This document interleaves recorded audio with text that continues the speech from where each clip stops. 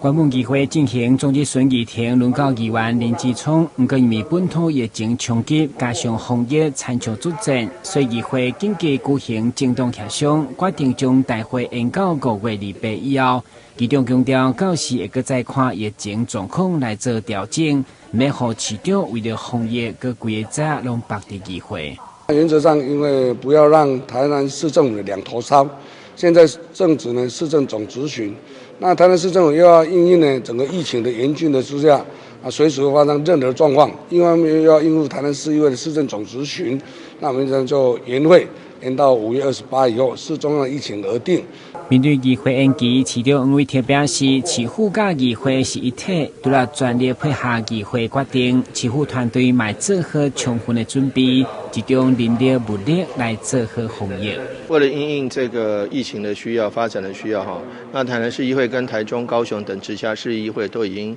宣布定期延会了哈。那我想也配合中央的防疫需要。那另外市府一定全力配合，尤其我们现在总质询每天上午哈都到中午，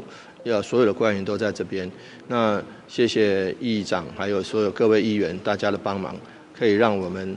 这个集中心力来全力抗疫。过来疫情一直增加，议会国民党团嘛表示，一个民众反映伫公祭场合拢看到市长，所以上午嘛发表声明，表示为着市长甲大家健康，请市长唔通搁走公祭。同时因为担市防疫也个是2、3级之间，所以嘛要求针对无挂出来民众甲无罚款进行检讨。台南新闻，阮志林跟采访报道。